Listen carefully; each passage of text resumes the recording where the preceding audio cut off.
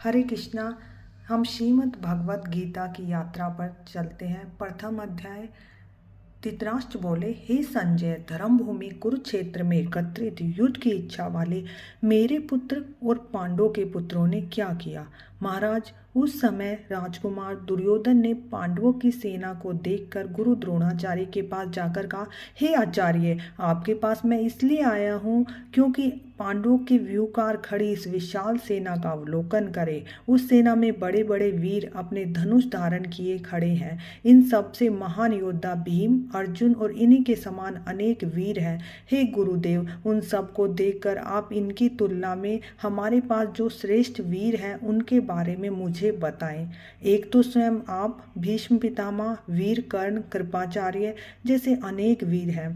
भीष्म पितामह द्वारा रक्षित हमारी यह सेना सब प्रकार से अजेय है।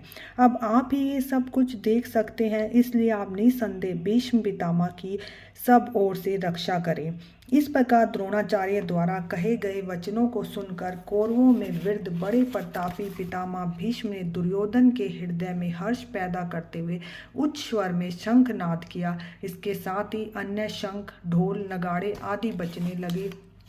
इसके पश्चात सफेद घोड़ों से युक्त सजे हुए रथ में बैठकर श्री कृष्ण जी आए।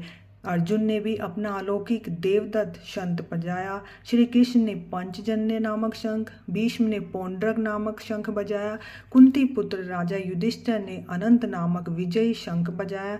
इस तरह से पांडव सेना के सारे वीरों ने बारी बारी से अपने अपने शंख बजाए। इन भयंकर शंख नादों ने आकाश और पृथ्वी को कंपायमान कर दिया, जिससे धृतराष्ट्र पुत्रों का हृदय विदीर्ण हो गया। हे राजन, उसके बाद कपिध्वज अर्जुन ने खड़े हुए धृतराष्ट्र पुत्रों को देखकर धनुष उठाकर ऋषि के श्री कृष्ण से यह कहा, हे अच्युत, मेरा रथ उन दोनों सेनाओं के बीच में इस प्रकार खड़ा कर दो कि मैं देख सकूं कि मुझे किस किस से युद्ध करना है।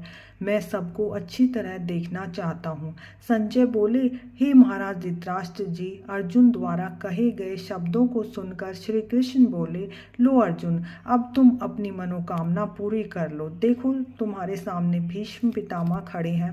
अर्जुन ने युद्ध क्षेत्र में चारों ओर दृष्टि डाली। उसने कौरवों में भीष्म पितामह, गुरु द्रोणाचार्य और उनके पास खड़े दुर्योधन को बड़े ध्यान से देखा। फिर उदासी भरे स्वर में बोले, हे माधव, इस युद्ध में खड़े हुए मेरे गुरु भीष्म पितामह एवं भाई बंधुओं को देखकर मेरा शरीर शीतल होता जा रहा है, गला शुष्क हो रहा है। मेरे हाथों में धनुष को पकड़ने की शक्ति नहीं रही। लक्षणों को भी मैं विपरीत ही देख रहा हूँ। इस युद्ध में अब